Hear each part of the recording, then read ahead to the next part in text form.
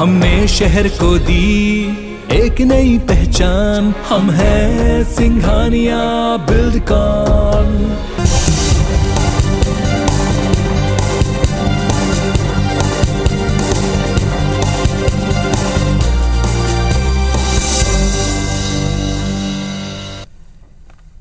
नमस्कार, मैं हूं पुनीत पाठक और आप देख रहे हैं मध्य प्रदेश की बात। बहुत स्वागत है आप सबका। प्रदेश में मिशन 2023 की तैयारी अभी से शुरू हो चुकी है और दोनों तरफ से बराबरी से जमीन पर उतरकर तैयारियों को परखा भी जा रहा है। बीजेपी हो या कांग्रेस पार्टी, दोनों पक्षों के रणनीतिकार चुनावी रणनीति को बनाने में और उसे धार देने में जुटे। कांग्रेस के लिए जहां पीसीसी अध्यक्ष कमलनाथ ने ही कमान संभाल रखी है, वे अलग अलग संभागों का दौरा कर रहे हैं, तो इधर भारतीय जनता पार्टी के लिए सरकार, संगठन, आरएसएस तीनों एक्शन मोड में है। उज्जैन में संघ प्रमुख की मौजूदगी में 4 दिनों तक मालवा प्रांत की बैठक हुई। इसके बाद भोपाल में बीजेपी का 2 दिवसीय सबसे महत्वपूर्ण बैठकों का दौर चलेगा। खास बात यह कि इसमें प्रदेश के 5 केंद्रीय मंत्रियों को शामिल होने के लिए बुलाया। 2023 के विधानसभा चुनाव से पहले बीजेपी की ये बैठक काफी महत्वपूर्ण है। इस बैठक का क्या एजेंडा है? क्या इसके जरिए ही 2023 मिशन का ब्लूप्रिंट बनेगा? क्या इसी में वो मुद्दे तय होंगे जिनके आधार के ऊपर जो विपक्ष विरोध करता है उसका जवाब दिया जाएगा? दोनों पहलुओं पर बात करेंगे। पहले एक रिपोर्ट देखें।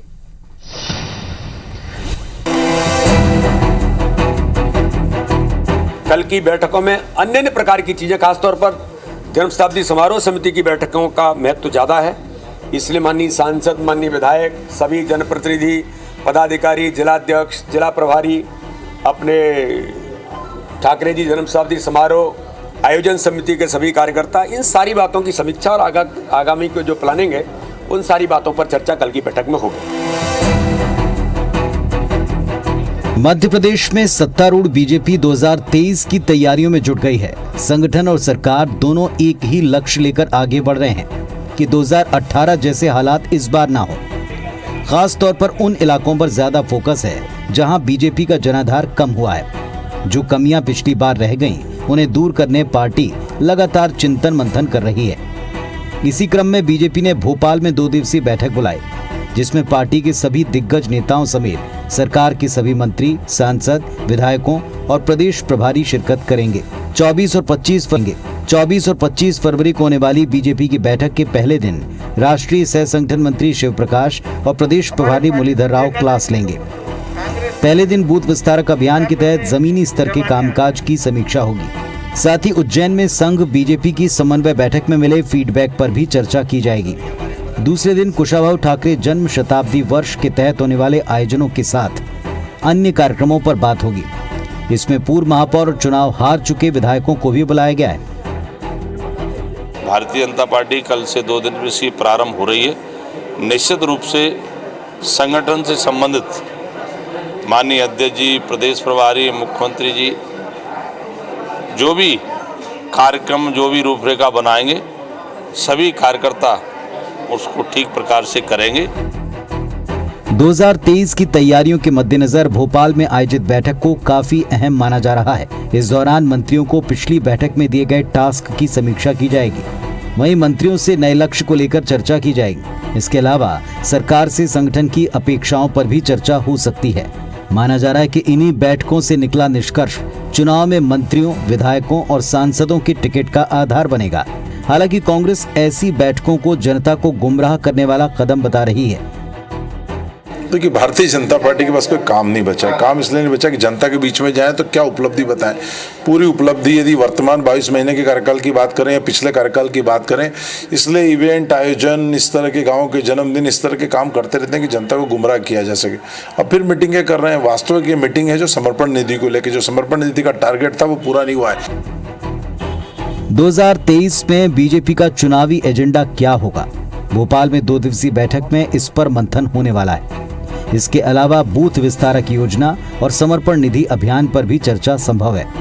जाहिर है, अभी समर्पण निधि में मुश्किल से 10 करोड़ रुपए ही जुट सके हैं, जबकि इस साल 150 करोड़ रुपए जुटाने का लक्ष्य रखा गया है। सुधीर दंडोतिया, IBC 24, भोपाल। तो बिना देर किए आपका परिचय कराते हैं। आज के विषय के ऊपर दोनों पक्षों से धारदार बात और तर्क रखने वाले नेता हमारे साथ जुड़े हुए हैं। फिरोज सिद्दीकी साहब कांग्रेस का पक्ष रखेंगे, डॉक्टर दिव्या गुप्ता जी भारतीय जनता पार्टी की तरफ से बात रखेंगी, चूंकि भारतीय जनता पार्टी की एक इम्पॉर्टेंट मीटिंग होने वाली है और इसको लेकर सबसे बड़ा यही एक प्रश्न है दिव्या जी कि क्या आखिरकार ऐसा एजेंडा है। 3 बातें कही जा रही हैं। एक ये कि जो समर्पण निधि अभियान है और जो अभी पिछले अभियान चले हैं उनमें शायद आशातीत जो लक्ष्य था उसके करीब नहीं पहुंच पाए, उसको लेकर मंथन होगा। संघ ने जो मालवा की बैठक ली उसके इनपुट्स के आधार पर पार्टी अपने आगे की घेरने की रणनीति बनाएगी। और ये भी कहा जा रहा है कि जो तमाम नेता हैं जीते हारे उन सबको बुलाकर जो कुछ कल वार्तालाप होगी उसके आधार पर आगे पार्टी तय करेगी उनका राजनीतिक भविष्य या दायित्व। क्या ये बातें सही हैं?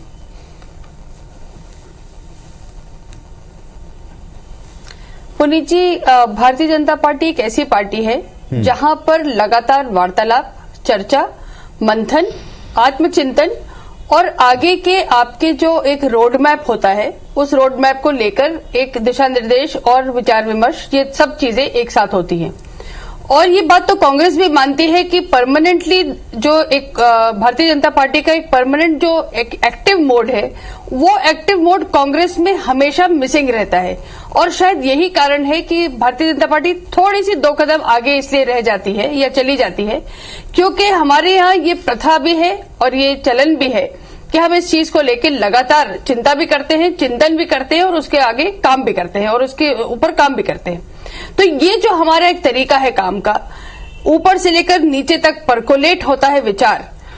किसी एक बड़े ने सोचा, प्लान करा, उसने नीचे तक हर कार्यकर्ता तक दिया। ये बहुत एक सिस्टमैटिक रूप से चलने वाला एक विचार होता है जिसको फिर नीचे तक कार्यकर्ता जन जन तक पहुंचाता है, जगह जगह तक पहुंचाता है, गांव गांव तक पहुंचाता है और इस तरह से पार्टी आगे चलती है।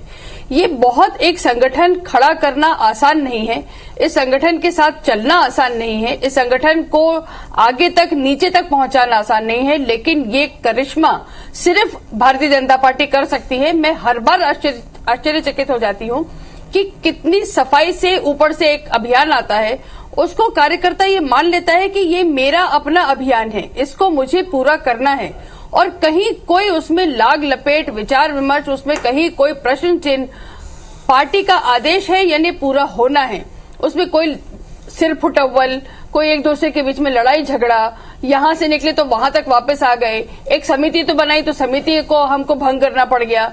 इस तरह की बातें भारतीय जनता पार्टी में कभी सुनी नहीं जाती, इसलिए क्योंकि हम डिसिप्लिन को फॉलो करने वाली पार्टी है और ये बैठकें निरंतर चलती हैं, जिसके ही कारण मैं आपको हमेशा कहती हूँ कि अगर बैठकें होंगी तो अमृत मंथन होगा तो अमृत निकलेगा। तो ये हमारा निरंतर चलने वाला प्रक्रिया है, निरंतर चलने वाली हमारी प्रथा है, जिसके लिए हम जाने भी जाते हैं और हमें गर्व भी है। लेकिन क्या इस मीटिंग में कुछ लोगों के लिए विष भी निकल सकता है? क्योंकि ऐसा भी कहा जा रहा है कि जिन्हें परफॉर्म करने के लिए कहा गया था, जो परफॉर्म नहीं कर पाए, जिन्हें दायित्व दिया गया था, जिनका दायित्व पूरा नहीं हुआ, जिन्हें टारगेट दिया था, जो टारगेट पूरा नहीं हुआ, तो फिर उनको आगे के चुनाव में शायद चीजें या सीधे तौर पर पूछे तो टिकट मांगने का वैसा अधिकार नहीं होगा। क्या ऐसा भी अलार्म है?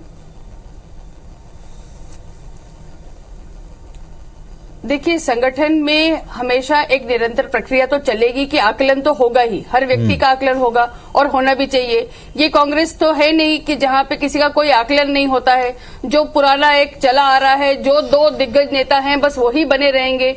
मुझे तो आश्चर्य होता है कि क्या इन लोगों को ये लगता नहीं कि हमारी कोई दूसरी तीसरी पीढ़ी भी कभी तैयार होकर ऊपर आएगी? क्या उनको भी कभी मौका मिलेगा कि वो भी बेचारे बुजुर्ग ही होते चले जाएंगे? क्योंकि जो ऊपर के 2 बुजुर्ग हैं वो 80-80 तक टच करने लग गए, पर फिर भी इनके पास कोई और सेकंड लाइन का नेतृत्व तो नहीं है। तो ये सब प्रक्रिया वहां होती होगी, लेकिन एक जिसे कहना चाहिए आत्ममंथन करके चर्निंग जिसको हम बोलते हैं कि वो होना है, वो होगा। तो आकलन तो होना भी चाहिए। अगर हम किसी कार्यक्रम का, किसी व्यक्ति का सोशल ऑडिट ना करें, उसका वर्क ऑडिट ना करें, तो ये तो बहुत अच्छी प्रक्रिया और इसको होना भी चाहिए। लेकिन क्या ये कल होने वाला है या इन बैठकों में होने वाला है? नहीं। चलिए ठीक है, हम भी संकेतों के आधार पर ही प्रश्न और जो कार्यकर्ताओं के बीच की चर्चा है या जो इनपुट्स हैं उन्हीं आधार के ऊपर चर्चाएं करते हैं। फिरोज सिद्दीकी साहब, मेरा एक बड़ा महत्वपूर्ण प्रश्न है। आपके सामने एक ऐसा दल है जो सबसे बड़ा दल होने का न सिर्फ दावा करता है बल्कि अपने कार्यकर्ताओं को संगठन की ताकत मानता है, और जैसा दिव्या जी भी कह रही हैं, एक विचार चले तो नीचे तक बिना डाउट के इंप्लीमेंट करने उनका कार्यकर्ता जुट जाता। नंबर 1 संगठन, दूसरी बात संघ, और तीसरी तरफ आप स्वयं कहते हैं विपक्ष के नाते कि सत्ता का भी बल उनके साथ है। कैसे आप इनसे मुकाबला करने वाले हैं, क्योंकि आप जिन इलाकों में जाते हैं वहां पर घेराबंदी बीजेपी पहले से कर चुकी है। देखिए, भाजपा के 3 ही काम है, भोजन, बैठक और विश्राम।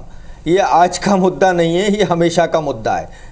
जब इनके पास किसी भी काम का, महंगाई का जवाब नहीं है, रसोई गैस के सिलेंडरों का जवाब नहीं है, बेरोजगारी, आर्थिक मंदी, जो विकास की स्थिति चौपट है, जब उसका जवाब नहीं बचा है भारतीय जनता पार्टी का, तो ये कभी जन्मदिन मना के, कभी कुछ करके लोगों का जो है ध्यान मोड़ने का काम करते हैं। अगर कांग्रेस का संगठन दे, और दूसरी तरफ कांग्रेस का संगठन देखिए कि कांग्रेस जो है वो निरंतर हर मुद्दे को लेकर, चाहे कृषि कानून का हो, महंगाई को हो, जन जागरण पदयात्रा हो, हमारा घर घर चलो अभियान हो, सदस्यता अभियान हो, हर मामले को लेकर हम निरंतर सरकार को घेर रहे हैं और जनता की आवाज उठा रहे हैं कमलनाथ जी के नेतृत्व में। और आप देखिए कि जब कमलनाथ जी ने स्थगन लेके आए विधानसभा में, और स्थगन लेकर आके भी उन्होंने भारतीय जनता पार्टी को बैकफुट पे लाया और पिछड़े वर्ग को नगरीय निकाय में आरक्षण का रास्ता साफ कराया। तो कांग्रेस तो अपना काम बखूबी कर रही है, और हम पूरी कमर कस के रखें कि हमको तैयारी में है कि हमको ये चुनाव जीतना है, 2023 के मोड में है। लेकिन भारतीय जनता पार्टी में क्या है, हमारा नेता क्लियर है कि कमलनाथ जी 2023 में चेहरा होंगे, संगठन का, मुख्यमंत्री का चेहरा होंगे, वे ही मुख्यमंत्री बनेंगे जनादेश के माध्यम से। लेकिन भारतीय जनता पार्टी में ये नहीं पता कि कौन मुख्यमंत्री बनेगा,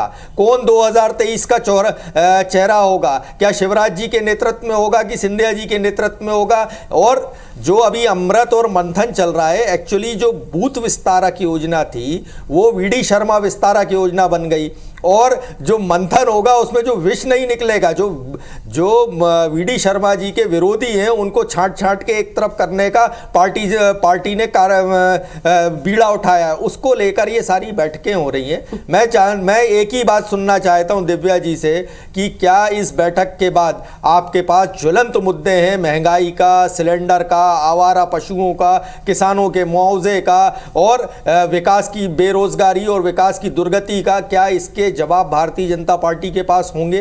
क्या हम ये माकूल उनका संगठन सरकार को नसीहत देगा कि ये काम होना चाहिए, और उसका रोड मैप क्या सामने आएगा? ये मुद्दा है जनता के लिए। भारतीय जनता पार्टी क्या करती है, 150 करोड़ रुपए का जबराना वसूल करने का भारतीय जनता पार्टी ने बीड़ा उठाया है। तो अब ये शायद जबराना को लेके जो चंदा उगाही है, चंदा उगाही को लेकर भारतीय जनता पार्टी में बैठकें हो रही है कि किसने कितना चंदा लाया, कौन कहां से लाया। लेकिन जनता की बात भारतीय जनता पार्टी नहीं कर रही, वो सिर्फ अपनी बात कर रहे हैं, अपने संगठन की बात कर रहे हैं, भारतीय जनता पार्टी की बात कर रहे हैं। जनता की बात इसमें से गायब है। और हम फिर कहते हैं कि जब भी बैठक होगी कांग्रेस फिर उस दिन भी यही सवाल पूछेगी कि जनता के मुद्दे कहां हैं, और जनता के लिए आप क्या करने वाले हैं, और सरकार क्या करने वाली है। और संगठन, एक चीज और याद आया, जो 2018 का दृष्टि पत्र था उस पर आप कुदृष्टि डालकर, मैं दृष्टि नहीं कुदृष्टि डालकर ये बताइए कि कौन कौन से मुद्दे जो है वो संगठन ने पूरे करा दिए। संगठन ही गया था वो दृष्टि पत्र लेके, और कौन कौन से मुद्दे इस बजट में आ जाएंगे, क्योंकि ये आखिरी बजट होगा एक तरीके से शिवराज सिंह चौहान का। अगला बजट तो जो रहेगा वो 4 महीने के लिए इंप्लीमेंटेशन होता है उसका। तो ये सब चीजें की जवाब क्या दिव्या जी देंगी, ये सवाल है पुनीत पाठक जी। चलिए ठीक है, आपका सवाल बिल्कुल दिव्या जी ने सुना, पॉइंट नोट करके वे तैयार हैं। एक छोटा सा जवाब मैं आपसे और चाहूंगा, जो मेरे सवाल का हिस्सा था लेकिन उसका उत्तर नहीं मिला। पहली बात यह है कि जिस संगठन से आप कह रहे हैं कि ये संगठन को तरजीह देते हैं, संगठन की लड़ाई संगठन से चुनाव में होती है साहब। यहां 3 नेता 4 नेता एक मंच पर आ जाए वो खबर बन जाती है कि एक इलाके में गए, और बिल्कुल आपने ठीक कहा, कमलनाथ जी पूरी ताकत लगा रहे हैं, लेकिन क्या बाकी के नेता उनके साथ ताकत लगा रहे हैं? क्योंकि बाकी के नेता तो एक मंच पर ही आ जाएं एक इलाके के तो खबर बनती है। देखिए, कांग्रेस जो है वो शुरू से मास बेस पार्टी रही। संगठन जो है हमारा, कांग्रेस के संगठन से अगर कोई बराबरी करना चाहता है तो हम 136 साल पुरानी पार्टी हैं, बिना अपने विचारधाराओं सिद्धांत से समझौता किए हुए आज भी हम कायम हैं। हमारा इतिहास से पहले स्वतंत्र मतलब भारत स्वतंत्र हुआ था, प्री पोस्ट इंडिपेंडेंस और प्री इंडिपेंडेंस दोनों का इतिहास है। 70 साल में हमारे संगठन ने कई प्रधानमंत्री दिए और हमारी जो सोच थी उस सोच को हमने इंप्लीमेंट करके भी जनता के बीच में दिखाया। अब भारतीय जनता पार्टी की बारी है कि जनता ने इतना पूर्ण बहुमत दिया आपके संगठन को। हम वही तो सवाल कर रहे हैं कि भाई दृष्टि पत्र में ये 4 बिंदु बता दे दिव्या जी, मैं अब इनको मान्य कर लूंगा कि वाकई संगठन जो है जनता की चिंता कर रहा है। चलिए ठीक है, दिव्या जी उत्तर देते हैं। कर रहा है और 150 करोड़ रुपए के जो है चंदा वसूली की चिंता कर रहा है। ठीक है जी जी जी जी, ठीक फिरोज भाई। तो जैसा पुनीत जी आपने कहा, मैं पॉइंट नोट करी थी, मैंने कहा पॉइंट दर पॉइंट रिबटल कर लूं, वो ज्यादा बेटर रहेगा जी। तो एक संगठन की चर्चा बार बार फिरोज जी कर रहे थे कि संगठन कांग्रेस में है जैसा भारतीय जनता पार्टी में। मुझे लगता है कि सबसे बड़ी कमी और दिक्कत इसी बात की है कि संगठन कांग्रेस में है कहां और संगठन जो है वो उसका पालन कर कहां रहा है। मुझे बताइए कि अगर एक आपके संगठन के अध्यक्ष जो हैं, दूसरे जो एक बहुत बड़े नेता हैं, वो ये जरूरी भी नहीं समझते कि वो अपने अध्यक्ष को इन्फॉर्म भी कर दें कि मुझे कुछ काम कर रहा हूं और ये मैं एक आंदोलन करने जा रहा हूं। उन्होंने इस बात को लेकर तरजीह भी नहीं दी कि क्या मैं अपने अध्यक्ष को बता तो दूं कि मैं एक काम करने जा रहा हूं। तो आप क्या चिंता करेंगे कि जहां आपके एक मंच पर एक बैठक लगी होती है, कुर्सी लगी होती है उस नेता की, लेकिन वो नेता वहां न मौजूद होकर किसी चौथी जगह मौजूद होता है और एक वीडियो तैयार करवाता है और ये कहता है कि देखो बेचारा एक कमलनाथ काम करने में लगा हुआ है, अगर तुमने काम नहीं करा तो सब कहीं पे निगाहें कहीं पे निशाना। वो वीडियो कार्यकर्ता के लिए नहीं बना था, वो ऊपर दिल्ली भेजने के लिए बना था, जहां वो बताना चाहते थे कि साहब आपके जो अध्यक्ष जी हैं, इनकी अगर अध्यक्षता में आपने 2023 चुनाव लड़ा तो हम हार जाएंगे, ये बात सुनिश्चित कर लीजिए। ये वीडियो इसलिए तैयार हुआ था। तो संगठन तो है नहीं, ये बात तो तय है। जो संगठन, जैसे कल ही आपने देखा होगा शायद इनका महिला कांग्रेस का कुछ संगठन तैयार हुआ था जिसको आज अबॉलिश करना पड़ गया, इसलिए क्योंकि आपस में किसी का कुछ नहीं तारतम्य बैठ रहा था, किसी ने एक दूसरे का कहना नहीं माना, सब महिलाएं एक दूसरे के विरोध स्वर में खड़ी हो गई। ये हमने कभी भी भारतीय जनता पार्टी में नहीं देखा है। इसलिए ये होती है संगठन की ताकत और ये होती है संगठन का आपके पास नहीं होना। ये आप अपना आत्मचिंतन करिए। एक बात, दूसरी बात आपने कही थी कमलनाथ जी चेहरा होंगे, जिसका बात मैंने आपसे अभी कही थी कि माननीय कमलनाथ जी चेहरा होंगे क्या। अरे आ रही हूं, उस पर भी आ रही हूं। तो कमलनाथ जी चेहरा होंगे क्या, इस बात को लेके आप लोगों को अपने अंदर प्रश्न करना चाहिए, हमारा प्रश्न नहीं है। क्योंकि वहां भी आप लोगों में जो मतभेद है, जो आपके गुटबाजी के प्रणेता है माननीय दिग्विजय सिंह जी, मास्टरमाइंड ऑफ गुटबाजी, क्या वो ये होने देंगे? इस बात को लेके आप लोग चिंता करिए, हमारे चिंता का विषय नहीं है, पर ये डेफिनेटली आपके लिए चिंता का विषय होना चाहिए। दूसरी, बार बार आपने एक बात कही कि ये समर्पण निधि को आप बार बार एक शब्द यूज कर रहे हैं, चंदा। मैं आपको फिर कहती हूं, इतना सुंदर शब्द है ये समर्पण। उस समर्पण और चंदा के बीच का एक बहुत बड़ा एक रास्ता है, एक डिफरेंस है, उसको याद करिए और समझिए।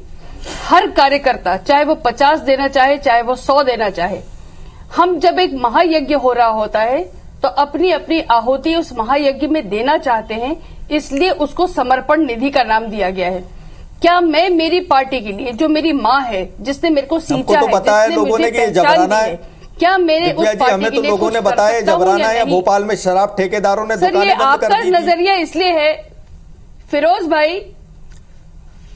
भाई, ये आपका सोच है। मैं फिर आपको बार बार कह रही हूँ, क्योंकि जब आर्थिक स्थिति देश में इतनी खराब हो कि लोग, हजारों लोग, करोड़ों लोग बेरोजगार हो गए हो, आर्थिक मंदी की हालात ये हो, लोग व्यापारी आत्महत्या कर रहे हैं, आपको 100 करोड़ नहीं 150 करोड़ का चंदा चाहिए। फिरोज भाई मैं चुप रही, आप मेरे को सुनिए ना। फिरोज भाई आप मेरे को सुनिए, थोड़ी देर मेरे को सुन लीजिए। जब आप ये बताइए कि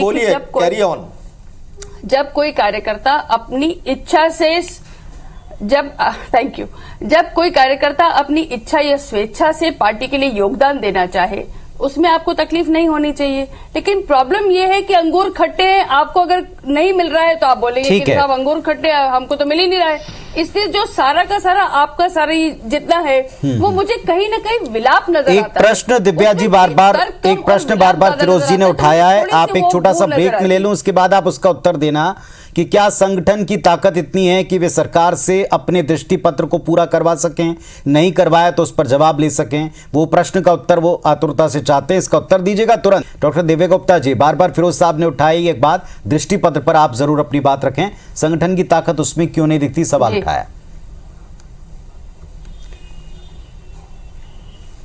तो फिरोज जी, आज मेरे ख्याल है आपने उस कार्यक्रम के बारे में सुना ही होगा जहां पे हितग्राहियों के लिए मकान दिए गए, कई हितग्राहियों के लिए उनके आवासों का भूमि पूजन करा गया, डायरेक्ट उनके बैंक के खातों से उनके अकाउंट में पैसे डाले गए। इस तरह के जो कार्यक्रम हो रहे हैं, क्या वो आपको दृष्टि पत्र पूरा होते हुए कार्यक्रम नजर नहीं आते हैं? क्या आपको लगता है किसानों के प्रति जो उनकी कर्ज माफी का कार्यक्रम करा गया, क्या आपको नहीं लगता है जो मुफ्त अनाज दिया जाता है, क्या वो आपको नहीं लगता है कि वो दृष्टि पत्र पूरा हो रहा हो? तो मुझे लगता है कि कहीं ना कहीं आपकी सोच जो है, जिसको हम बोलते हैं मायोपिक विजन, वो एक मायोपिक विजन तक सीमित होती चली जा रही है, जहां पर आपको ये वो जो एक वृहद आकार और वृहद आकार है सारा का सारा रोजगार देंगे, वो नहीं दिया आपने। आपने कहा था महिला सुरक्षा के लिए हम है ना विशेष योजना और कार्यबल तैयार आप भी जानते हैं फिरोज जी, आपने किसानों से वायदा किया था फिरोज जी। तो आप मुझे ये बताइए कि किसानों का वायदा तो पूरा हो रहा है फिरोज जी। अगर आपको नहीं पता हो तो मैं आपको सारा डेटा सप्लाई कर दूंगी। आज खाद नहीं मिला किसानों को, मैं तो वही आपको बोल रही हूँ, और आप ये फिर बोल रहे हैं कि दृष्टि पत्र और इस बीच में ये सब मिल रहा है सर। इतनी मुसीबत के समय ये मैं बताती हूँ इतनी मुसीबत के समय जब आप लोगों ने इतना विलाप करा कि खाद नहीं है, डीएपी नहीं है, यूरिया नहीं है, तब भी किसानों को डीएपी और यूरिया किसी भी हालत में प्राप्त करवाया गया, मिला गया। आप बताइए क्या सरकार क्या सरकार की नीयत नहीं है कि वो काम न करेगी? आप कह रही है कि मुफ्त राशन जो है, प्रधानमंत्री आवास योजना में आज पास हो गया था, जो फूड सिक्योरिटी बिल है उसके माध्यम से ये फ्री अनाज मिल रहा है लोगों आपने को। करा था क्या? कौन सी नहीं, हम आपने करा था क्या? चलिए फिरोज जी एक फाइनल सवाल है मेरा आपसे। फिरोज जी, मेरा एक फाइनल सवाल है आपसे। विपक्ष का कार्य भी है, दायित्व भी है जो प्रश्न आप उठा रहे हैं, और विपक्ष को अपने संगठन का इस्तेमाल ज्यादा करना पड़ेगा क्योंकि सत्ता की ताकत आपके पास नहीं। तो आपके संगठन के स्तर के ऊपर क्या, जो प्रश्न मैंने पहले भी पूछा था, आप एक ऐसे संगठन के सामने खड़े हैं, वो भी चुनाव मैदान में खड़े हैं, जिसका संगठन भी मजबूत और विस्तारित करने के ऊपर उनका फोकस है।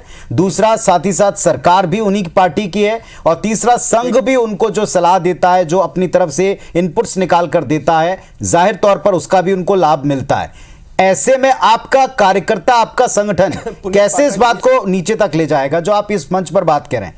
लोगों तक पहुंचना चाहिए वो बात, अगर आपकी बातें सही हैं तो। जे पुनीत देखिए, आपने अभी सुना होगा, कई बार खबरों में आया कि कमलनाथ जी ने पूरे संगठन, मोर्चा संगठनों की बैठक बुलाई, उनसे कहा आप अपनी बूथ कमेटियों, मंडलम सेक्टर अलग बनाइए। कांग्रेस ने सारे मंडलम सेक्टर बनाए और 25 फरवरी तक की ड्यू डेट दिए सभी अध्यक्षों को। उसके बाद हमारा जो मेंबरशिप ड्राइव चल रहा है उसको डिजिटल किया कि साथ में आप बंदियां तो बनाइए जो बुकलेट्स भरते हैं, लेकिन उसको डिजिटल भी करिए ताकि हमको हमारे लोगों का डेटाबेस भी इकट्ठा हो। जो हमने ये माना है कि हमारा जो 15-20 साल सरकार नहीं रही तो हमारा संगठन में कहीं ना कहीं दुर्बलता आई है। उस दुर्बलता को कमलनाथ पहली प्रायोरिटी ही उनकी ये है, प्राथमिकता ये है कि संगठन को मजबूत करना है। पुनीत जी, आपको मैं ये सारा का सारा जितना फिरोज जी ने अभी सुनाया और गिनाया, ऐसा नहीं लगता कि हूबहू नकल करने के लिए नकलनाथ जी हो गए, जो हर चीज को एक कॉपी करते चले जा रहे हैं? मंडल भी बना लिया आपने, बूथ विस्तारक को कुछ और नाम दे दिया, फिर आप डिजिटल भी करते चले, exactly copy of what Bharatiya Janata party is planning and doing, उसका एग्जैक्ट कॉपी हो रहा है। इनका कभी सदस्यता होती थी? मंडलम जो है वो हमारी केरला कांग्रेस का सिस्टम है। 30 पोलिंग बूथ पर एक मंडलम होता है, 90 पोलिंग बूथ पर एक ब्लॉक होता है और 10 पोलिंग बूथ का एक सेक्टर होता है। तो ये जो कांग्रेस का काम है, ये पूर्णकालिक चाराने का सदस्य हमारे यहाँ हुआ करता था। उसके बाद चलिए, इसमें कोई शंका नहीं फिरोज जी और दिव्या जी, इसमें कोई शंका नहीं कि संगठन को मजबूत बनाने के लिए अगर किसी स्ट्रक्चर के ऊपर दल काम करते हैं तो, लेकिन वो स्ट्रक्चर कितना मजबूत है और कितना मजबूती से अपने पक्षों को जनता के बीच ले जा पाता, क्योंकि अब सबका लक्ष्य किसी भी चुनाव में अपने आप को जिताने के लिए जनता के बीच मजबूती से जाना ही है। ये मीटिंग्स में क्या निकलता है और कितना जनता के काम आता है, विपक्ष के साथ साथ प्रदेश भी जरूर इस पर नजर रखेगा। बहुत धन्यवाद आप दोनों का अपने अपने पक्ष रखने के लिए। नमस्कार।